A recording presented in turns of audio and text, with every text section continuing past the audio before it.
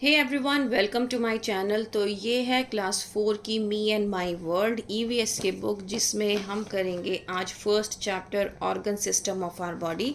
इसके कंटेंट्स देख लेते हैं, इसमें कौन कौन से चैप्टर्स हैं। तो इसमें टोटल 20 चैप्टर्स हैं और 11 यूनिट्स हैं। ठीक है, तो ये सब चैप्टर्स हम इसमें फर्दर पढ़ने वाले हैं, लेकिन आज जो हम करेंगे फर्स्ट चैप्टर से start, that is organ system of our body. तो आज हम अपने ऑर्गन सिस्टम के बारे में पढ़ने वाले हैं। तो ऑर्गन सिस्टम हमारी बॉडी में काफ़ी सारे होते हैं, जैसे कि skeletal system, muscular system, digestive system, respiratory system, circulatory system, excretory system, nervous system and reproductive system. So हमारे बॉडी में बहुत सारे सिस्टम हैं और हर एक का अपना एक अलग फंक्शन है, लेकिन कोई भी एक ऑर्गन कोई भी एक सिस्टम तब तक परफॉर्म नहीं कर सकता अच्छे तरीके से जब तक सारे सिस्टम प्रॉपरली उसका साथ ना दें। तो कह सकते हैं कि सभी चीज़ें एक दूसरे से इंटरकनेक्टेड हैं, सारे सिस्टम एक दूसरे के साथ इंटरकनेक्टेड हैं। ठीक है, now our body is like a machine that functions very systematically with cooperation of all the organs. तो हमारी बॉडी जो है एक मशीन की तरह वर्क करती है, जो कि सबके कोऑपरेशन के साथ, सबके मिल, जैसे कि घर में अगर 10 लोग रह रहे हैं, 10 लोग अगर मिल के साथ काम नहीं करेंगे तो घर का सारा काम कंप्लीट नहीं हो पाएगा। उसी तरीके से अगर हमारी बॉडी के सारे ऑर्गन एक साथ मिलकर काम नहीं करेंगे तो बॉडी की जो नीड्स हैं उसको फुलफिल नहीं कर पाएंगे। ठीक है, our body is made up of millions of tiny structures called cells. तो हमारी बॉडी जो है वो सेल्स से बनी हुई है। सेल्स क्या होते हैं? छोटे छोटे टाइनी स्ट्रक्चर होते हैं। ठीक है, उनको क्या कहते हैं? सेल्स कहते हैं। जब बहुत सारे सेल्स एक साथ मिल जाते हैं तो उनको हम टिश्यू कहते हैं। ठीक है, सो मसल क्या है? एक टिश्यू है जिसमें बहुत सारे सेल्स प्रेजेंट होते हैं। अब टिश्यूज़, अगर हम बहुत सारे टिश्यूज़ को एक साथ ग्रुप कर दें, एक साथ जोड़ दें, तो वो क्या बनाता है? ऑर्गन बनाता है। ठीक है, अब ऑर्गन को फिर से हम क्या कर दें? बहुत सारे ऑर्गन्स को एक साथ जोड़ दें तो वो हमारा ऑर्गन सिस्टम कहलाता है। So these organ systems coordinate to make it possible for our body to do different functions. अब ये जो ऑर्गन सिस्टम होता है यही क्या करता है? एक दूसरे के साथ कोऑर्डिनेट करता है और हमारे बॉडी में जितने भी फंक्शंस हैं वो हम परफॉर्म कर पाते हैं। अब सपोज करो आपके घर में आपकी मम्मा खाना बनाती हैं, घर का सारा काम करती हैं, मॉपिंग और हर चीज़ मम्मा करती हैं। यहाँ तक कि आप तो आने के बाद स्कूल से अपना सामान फेंक देते हो। ठीक है, बैग एक तरफ फेंक देते हो, आपके शूज़ कहीं पड़े होते हैं, आपके सॉक्स कहीं पड़े होते हैं, आपको पता ही नहीं होता है। सब चीज़ें आपकी मम्मा करके रखती हैं। अब आप ये सोचो, एक दिन मम्मा छुट्टी ले लें इन सब कामों से और मम्मा कहें भाई आज अपना काम आपको खुद करना है, तो आप बताओ आपको कैसा फील होगा? आपको हर काम करते हुए आलस आएगा। क्यों? क्योंकि आपको वो आदत डल चुकी है कि आपको सब चीज़ आके फेंकनी है, आपको कोई भी चीज़ उठानी नहीं है।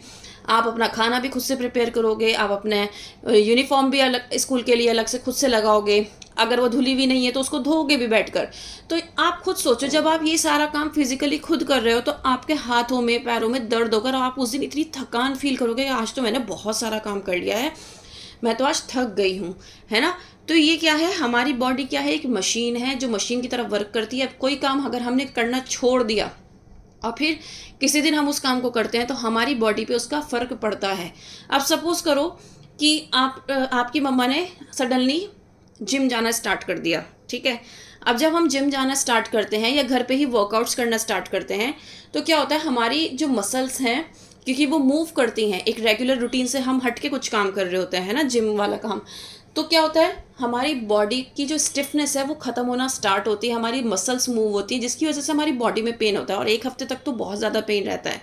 तो उसमें क्या होता है, मतलब क्या है ये इसका कहने का है कि आपकी बॉडी में जो पेन हो रहा है, आपकी मम्मा की जो बॉडी में पेन हो रहा है वो इस वजह से हो रहा है क्योंकि वो थोड़ा सा मूवमेंट कर रही हैं, वो अपनी वो डिफरेंट एक्सरसाइज कर रही हैं अपने डिफरेंट बॉडी पार्ट्स के लिए, जिसकी वजह से क्या हो रहा है, जो स्टिफनेस है मसल्स की वो धीरे धीरे ख़त्म होगी, लेकिन उसके लिए उनकी बॉडी में पेन होगा। ठीक है ना। तो मशीन की तरह वर्क करते हैं हमारे बोन्स एंड मसल्स, हमारे सारे ऑर्गन्स। अगर हम उनको कॉपरेट करके हम उनको एक साथ काम कराएंगे तो ये जो दर्द है ये नहीं होगा। मतलब अगर मम्मा रेगुलर रहेंगी एक्सरसाइज में तो उनको ये पेन बिल्कुल भी नहीं होगा। लेकिन अगर उन्होंने बीच में 2-3 दिन छोड़ दिया, फिर 2-3 दिन करा या एक हफ्ते छोड़ दिया, फिर 1 हफ्ते करा, तो उनकी बॉडी में हमेशा पेन रहेगा।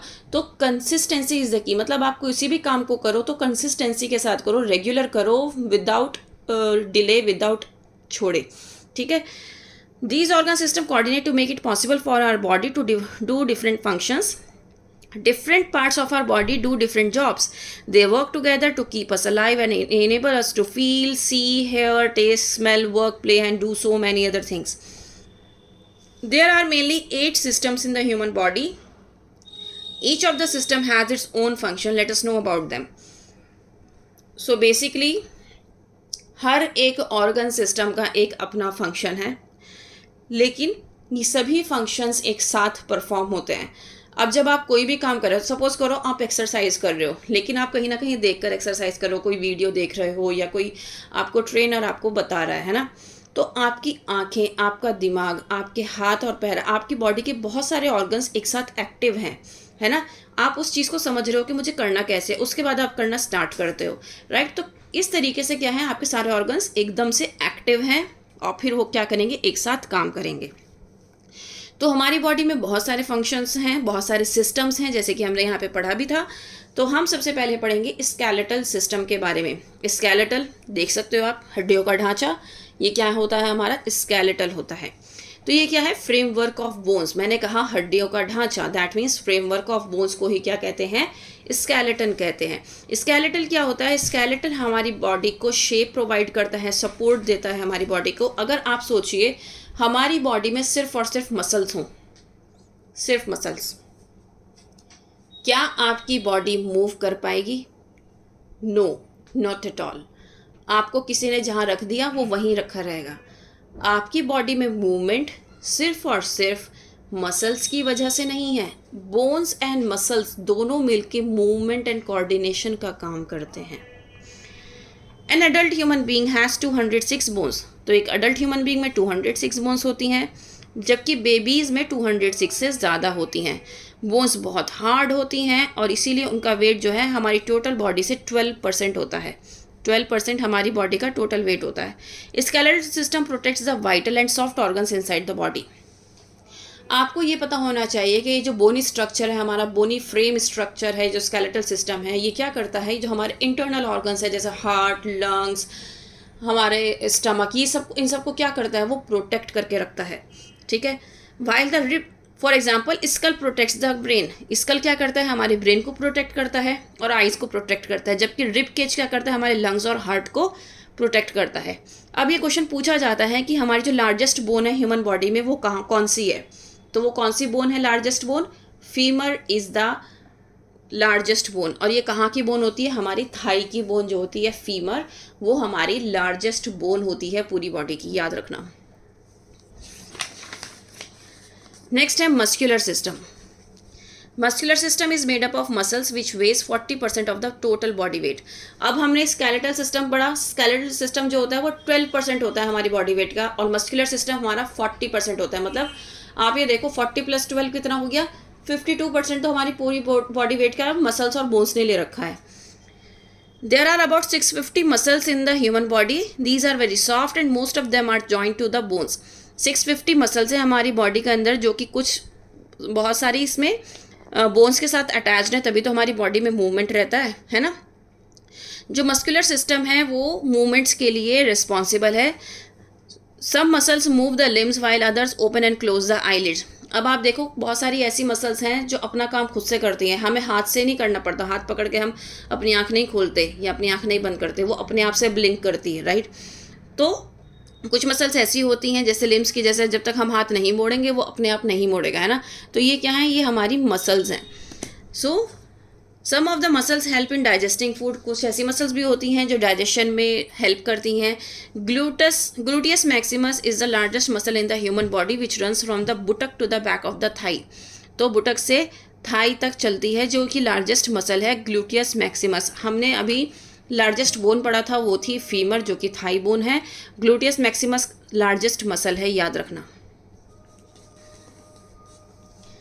Now digestive system. The digestive system consists of many organs like the mouth, food pipe, stomach, small intestine and large intestine.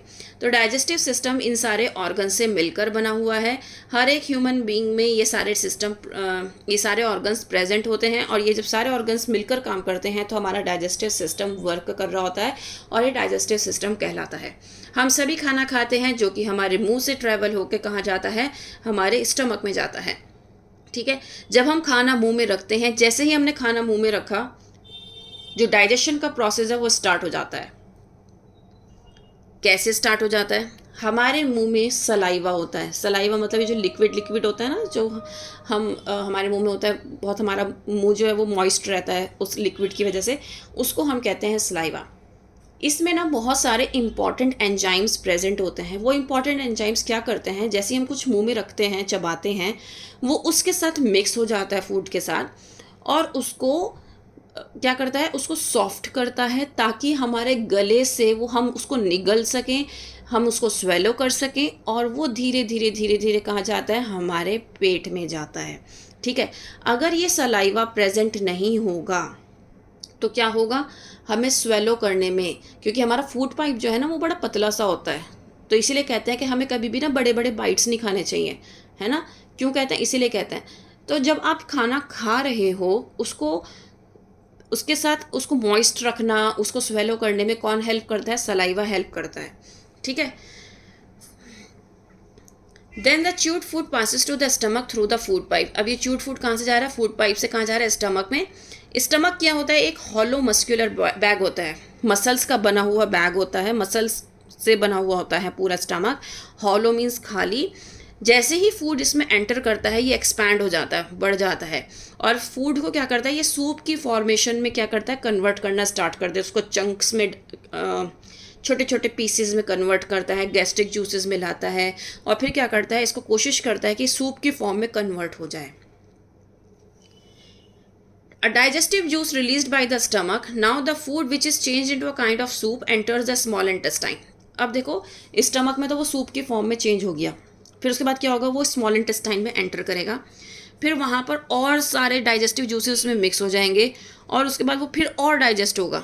अब डाइजेशन जो है हमारा कहाँ पे कंप्लीट होता है, स्मॉल इंटेस्टाइन में कंप्लीट हो जाता है. स्टार्ट कहाँ से होता है, माउथ से. और फूड क्या है, ब्लड क्या करेगा, फूड को एब्जॉर्ब कर लेगा स्मॉल इंटेस्टाइन में और ब्लड ट्रांसपोर्ट करेगा useful nutrients to different parts of the body. और इसी तरीके से हमें क्या मिलती है, एनर्जी मिलती है जब हम खाना खाते हैं. From the small intestine the undigested food passes to the large intestine. अब स्मॉल इंटेस्टाइन से क्या होगा, जो अनडाइजेस्टेड फूड है लार्ज इंटेस्टाइन में चले जाएगा, जहाँ पे वाटर एब्जॉर्ब हो जाएगा और वेस्ट प्रोडक्ट डिस्चार्ज हो जाएगा बॉडी से हमारे थ्रू एनस. जब आप पॉटी के लिए जाते हो तो वो आपका निकल जाता है. Now respiratory system. रेस्पिरेशन जिसमें हम सांस लेते हैं, इसकी बात करेंगे, हम ब्रीदिंग की बात करेंगे. ठीक है. Respiratory system includes organs like nose, windpipe and lungs. Human body draws air through the nose. हम नोज से ही सांस लेते हैं और सांस छोड़ते हैं, है ना. तो हम लेते हैं ऑक्सीजन और छोड़ते हैं कार्बन डाइऑक्साइड. तो जैसे हम सांस लेते हैं तो वो कहाँ जाते हैं, हमारे लंग्स में जाती है, जो कि हमारे चेस्ट में प्रेजेंट होता है. ठीक है, विंड पाइप के थ्रू. और इस प्रोसेस को हम कहते हैं इनहेलेशन. इन मतलब अंदर लेना, इनहेलेशन. फिर लंग्स क्या करता है, प्योरीफाई करता है ब्लड को with the help of air. जब blood carries oxygen to all parts of the body. अब जैसे ही हमने इनहेल किया तो वो जो ऑक्सीजन है वो ब्लड के साथ मिक्स हो जाता है और पूरी बॉडी में सर्कुलेट होना स्टार्ट हो जाता है. ठीक है. और यही ऑक्सीजन जब हमारा डाइजेशन चल रहा होता है तो उस डाइजेस्टेड फूड के साथ भी मिक्स होता है और हमें एनर्जी प्रोवाइड करता है. अब इस प्रोसेस में कार्बन डाइऑक्साइड जो है वो भी प्रोड्यूस होती है, जिसकी वजह से क्या होती है, जब हम एक बार तो सांस लेते हैं फिर सांस छोड़ते हैं. जब हम सांस छोड़ रहे हैं तो हम कार्बन डाइऑक्साइड को रिलीज़ कर रहे हैं, ब्रीथ आउट कर रहे हैं. ठीक है, उसको कहते हैं हम एक्सहेलेशन. एक्स मतलब निकालना, halation, exhalation. The nose has hair inside it that prevent dust particles present in the air from entering the lungs. अब आपने देखा होगा आपकी नाक में ना छोटे छोटे हेयर्स होते हैं. उन हेयर का क्या फंक्शन होता है, वो कोई भी डस्ट पार्टिकल को हमारी नाक में एंटर नहीं होने देता, क्योंकि नाक के थ्रू वो कहाँ जाएगा, लंग्स में जाएगा. क्यों, हम क्या कर रहे हैं, हम सांस जो लेते हैं वो हम नाक से लेते हैं. ठीक है। जब हम नाक से सांस लेते हैं तो वो क्या करेगा, डायरेक्ट हमारे लंग्स में जाता है, जैसे कि एयर जाती है जो हम सांस ले रहे हैं। तो कोई अगर डस्ट पार्टिकल आएगा वो भी लंग्स में जाएगा, फिर वो लंग्स को इन्फेक्ट करेगा। तो ये जो छोटे छोटे आपके हेयर होते हैं ना नोज़ में, ये प्रिवेंट करते हैं कि कोई भी डस्ट पार्टिकल आपके नाक के थ्रू लंग्स में ना जा सके, ठीक है। Now let's talk about the circulatory system. Circulatory system consist of heart, blood and blood vessels. Heart is the major organ of this system. अब सर्कुलेटरी सिस्टम कौन कौन से ऑर्गन से मिलकर बना है, आपको ये पता होना बहुत ज़रूरी है। इसीलिए आपको हर चीज़ें बताया जा रहा है कि डाइजेस्टिव सिस्टम में कौन से ऑर्गन प्रेजेंट हैं, फंक्शन पूरे सिस्टम में, रेस्पिरेटरी में कौन कौन से हैं और सर्कुलेटरी में कौन कौन से हैं। तो सर्कुलेटरी में कौन कौन से फंक्शन ऑर्गन्स पार्टिसिपेट करते हैं, heart, blood and blood vessels. So the heart is a major organ of this system, क्योंकि सर्कुलेशन जो होता है वो हार्ट से ही होता है, पंप करता है हार्ट ब्लड को और फिर सर्कुलेशन होता है। ये पिंक कलर का होता है और पेयर शेप का होता है। इसके 4 चैम्बर होते हैं, लेफ्ट और right auricle and left and right ventricle. So it pumps blood and sends it to all parts of the body with the help of blood vessels called arteries, veins and capillaries। यही मैंने आपको बताया, heart एक important function क्यों perform करता है, क्योंकि वो क्या करता है, वो ब्लड को पंप करता है, जिसकी वजह से जो हमारी पूरी बॉडी में जो ब्लड का सर्कुलेशन है वो रहता है। हार्ट का वेट कितना होता है, 250 to 320 ग्राम्स होता है और ये 72 टाइम्स इन अ मिनट क्या करता है, बीट करता है। आपने कभी देखा होगा, कई बार हम क्या करते हैं, अपने हाथ रखते हैं, हम कहते हैं अरे इसमें तो धक धक की आवाज़ आ रही है ना। आप हाथ रख के देखो अपने चेस्ट पे, आपको धक धक की आवाज़ आएगी, आपको एक मूवमेंट महसूस होगा। दैट इज़ नॉट धक धक, दैट इज़ लब डब। इसको लब डब साउंड कहते हैं। नेक्स्ट है हमारा एक्सक्रीटरी सिस्टम। एक्सक्रीटरी में क्या होता है, हमने जो खाया पिया डाइजेस्ट हो गया, हमें एनर्जी मिल गई, अब क्या होगा, वो हमारी बॉडी से निकलेगा। तो कैसे निकलेगा, आप यूरिन करने जाते हो, राइट, आप पूप करने जाते हो, दैट मीन्स आप मोशन के लिए जाते हो। तो ये क्या है, आपके एक्सक्रीटरी सिस्टम है। आपने बहुत सारी बीमारियां ऐसी सुनी होंगी जिसमें किसी इंसान को यूरिन नहीं होता है ना, यूरिन पास नहीं हो रहा है, तो उसका क्या होता है, स्टमक जो है वो फूलता चला जाता है, उसकी बॉडी में कलेक्शन, उसको इन्फेक्शन होना स्टार्ट हो जाता है उसके अंदर ही अंदर। आपने ये भी सुना होगा कॉन्स्टिपेशन की प्रॉब्लम हो गई, जिसकी वजह से वो पूप नहीं कर पा रहा है, राइट, मोशन नहीं कर पा रहा है। तो ये भी क्या है, उसकी बॉडी में गंदगी जो है वो स्टार्ट हो गई, उसको और अदर प्रॉब्लम्स स्टार्ट हो जाती हैं उस अनडाइजेस्टेड फूड की वजह से। तो अब आप ये सोचो कि एक्सक्रीटरी सिस्टम आपके लिए कितना इम्पॉर्टेंट है, जैसे कि आपके लिए अदर सिस्टम्स इम्पॉर्टेंट हैं, है ना। अगर आपने प्रॉपर वे में आपका सारे फंक्शंस वर्क कर रहे हैं तभी आपकी एक हेल्दी बॉडी है। अगर आपकी बॉडी में कोई भी एक फंक्शन प्रॉपरली वर्क नहीं हो रहा है, प्रॉपरली फंक्शन नहीं कर रहा है कोई भी एक ऑर्गन, तो आपको कोई ना कोई प्रॉब्लम हो सकती है। तो इसीलिए एक्सक्रीटरी सिस्टम भी हमारी बॉडी में बहुत ज़्यादा इम्पॉर्टेंट रोल प्ले करता है। एक्सक्रीटरी सिस्टम में कौन कौन से ऑर्गन्स इंक्लूड होते हैं, kidneys, ureter, urinary bladder, urethra, lungs और स्किन। अब हमारे पास हर एक ह्यूमन बीइंग के पास 2 किडनी होती है जो कि बीन शेप्ड की होती है और ये लोअर एब्डोमेन में प्रेजेंट होती है। अब किडनी का क्या फंक्शन होता है, किडनी का फंक्शन होता है टू प्योरीफाई द ब्लड। जितने भी हमारे वेस्ट मटेरियल है, जो वेस्ट वाटर है, वेस्ट सब्सटेंस है, किडनी क्या करता है, उसको फिल्टर करता है। आपने देखा होगा जब डायलिसिस के लिए कोई जाता है तो डायलिसिस में क्या करते हैं, फिल्ट्रेशन का प्रोसेस होता है। क्यों, क्योंकि डायबिटीज़ की वजह से किडनीज जो हैं वो फिल्ट्रेशन का प्रोसेस करना बंद कर देती हैं, तो उन्हें मशीन्स के थ्रू वो फिल्ट्रेशन कराना पड़ता है। The kidneys produce urine, waste water of the body which goes to the urinary bladder from where it is excreted out of the body. तो किडनीज क्या करती हैं, ब्लड को प्योरीफाई करना, मतलब उसमें से यूरिन अलग कर देती है, जिसकी वजह से वो यूरिनरी ब्लैडर में चला जाता है और हमारी बॉडी से बाहर हो जाता है। आपको ये पता होना ज़रूरी है कि ये हमारा ये यूरिनरी ब्लैडर होता है ना, जब ये फुल हो जाता है ना, तभी हमें महसूस होता है, तभी हमें फील होता है कि हमें टॉयलेट जाना है, हमें यूरिन पास आउट करना है। अगर हमारा यूरिनरी ब्लैडर फुल नहीं है तो दैट मीन्स हम टॉयलेट नहीं जाएंगे। तो यूरिनरी ब्लैडर में क्या होता है, किडनी क्या करती है, किडनी फिल्ट्रेशन का प्रोसेस करती है और जितना भी वाटर होता है वो कहाँ जाता है, हमारा यूरिनरी ब्लैडर में हो जाता है। और जैसे ही हमारे यूरिनरी ब्लैडर फुल हो जाता है ना, ऐसे ही हमें एकदम फील होने लगता है कि हमें टॉयलेट जाना है और हमें यूरिन पास करना है। ठीक है। Lungs send out carbon dioxide through the knows and the skin sends out sweat through minute holes called pores. Lungs क्या करता है, कार्बन डाइऑक्साइड निकालता है नोज से, जैसे कि मैंने अभी पीछे प्रोसेस बताया था, और स्किन से क्या निकलता है, स्वेट निकलता है, पसीना निकलता है थ्रू पोर्स, जिनको हम क्या कहते हैं, थ्रू होल्स, जिनको हम क्या कहते हैं, पोर्स कहते हैं। ठीक है। अब देखो ये किडनी है, ये किडनी का स्ट्रक्चर होता है, किडनी इस तरीके की होती है, लेकिन अगर आप एक ये इंटरनल स्ट्रक्चर है, एक्सटर्नली हमें ऐसे दिखाई देती है kidney, pear shaped, bean shaped.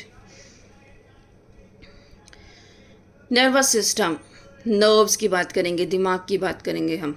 Brain में हमारी सबसे ज़्यादा नर्व्स, वैसे तो हमारी पूरी बॉडी में नर्व्स हैं क्योंकि नर्व्स के थ्रू ही हमारी बॉडी में ब्लड सर्कुलेशन चल रहा है, लेकिन जो ब्रेन की नर्व्स हैं वो हमें मैसेजेस सेंड करने में हेल्प करती हैं। जैसे कि मैं आपको समझा रही हूँ तो मेरे हाथों का मूवमेंट भी हो रहा है, तो ये कौन कह रहा है, या मैं जो भी बोल रही हूँ मैं कैसे बोल पा रही हूँ, क्योंकि मेरा ब्रेन तक वो मैसेजेस पहुँच रहे हैं रेगुलर बेसिस पे, और ब्रेन मुझे डायरेक्शन दे रहा है कि मुझे ऐसे ऐसे ऐसे ऐसे करना है। ठीक है। सो नर्वस सिस्टम के में कौन कौन से ऑर्गन्स इंक्लूड होते हैं, brain, spinal cord and nerves. Brain जो होता है बहुत डेलिकेट और इम्पॉर्टेंट पार्ट होता है बॉडी का, क्योंकि आपने बहुत सारे लोगों का सुना होगा जो ब्रेन डेड हो जाते हैं तो उनका मूवमेंट बिल्कुल बंद हो जाता है ना, उनकी बॉडी भी मूव नहीं करती है। What is the reason behind it? The reason is, मैंने आपको अभी समझाया कि ब्रेन क्या करता है, मैसेजेस सेंड करता है। ब्रेन का बहुत इंपॉर्टेंट फंक्शन है। मैं हाथ का मूवमेंट कर रही हूँ, मैं पैरों का मूवमेंट कर रही हूँ, सो उसमें किसका फंक्शन है, सारा ब्रेन का फंक्शन है। ब्रेन क्या कर रहा है, वो मैसेजेस भेज रहा है कि आपको ऐसे करना है, ऐसे करना है, तो मेरे हाथ पैर मूव कर रहे हैं या मैं बोल पा रही हूँ। ठीक है। तो जो इंसान ब्रेन डेड हो जाता है वो जिंदा तो होता है, लेकिन उसका क्योंकि ब्रेन फंक्शन नहीं कर रहा है, उसके पास मैसेजेस नहीं पहुंच रहे हैं, तो जिसकी वजह से उसकी बॉडी भी मूवमेंट नहीं करती है। ठीक है। अब हमने पढ़ा था स्टार्टिंग में कि जो ब्रेन है, ब्रेन को कौन प्रोटेक्ट करता है, स्कल प्रोटेक्ट करता है।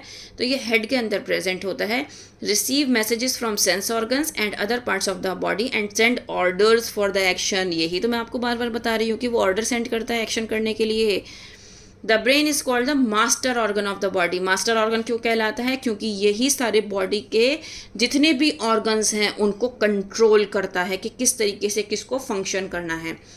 स्पाइनल कॉर्ड क्या है, हमारी ब्रेन से ही स्टार्ट होती है, हमारे हेड से स्टार्ट होती है और हिप रीजन तक जाती है, यहाँ तक। ठीक है। Nerves starts from the brain and spinal cord and go to every part of the body, they carry messages to and from the brain. अब हमारे ब्रेन से और स्पाइनल कॉर्ड से होते हुए बहुत सारी नर्व्स जो हैं वो हमारे सारे बॉडी पार्ट्स में जाती हैं और वहाँ से वो मैसेजेस को रिसीव करती हैं, सेंड करती हैं, और ये प्रोसेस ऑन गोइंग रहता है। लास्ट है हमारा रिप्रोडक्टिव सिस्टम। रिप्रोडक्टिव सिस्टम में ये हम इन डिटेल आप नेक्स्ट क्लास में पढ़ोगे, बट यहाँ पर आपके पास बस इतना है कि ये यंग वंस को प्रोड्यूस करने में हेल्प करता है। मेल्स एंड फीमेल्स में डिफरेंट रिप्रोडक्टिव ऑर्गन्स होते हैं और वो ही क्या करते हैं, यंग वंस को प्रोड्यूस करने में हेल्प करते हैं, and this process is known as reproduction. उम्मीद करती हूँ कि ये सारी चीज़ें आपको बहुत अच्छे से समझ में आई होंगी। मैंने पूरी कोशिश की है कि मैं आपको सारे सिस्टम्स को बहुत अच्छे से एक्सप्लेन कर पाऊँ। If yes, please like, share and subscribe. That's all. Thank you.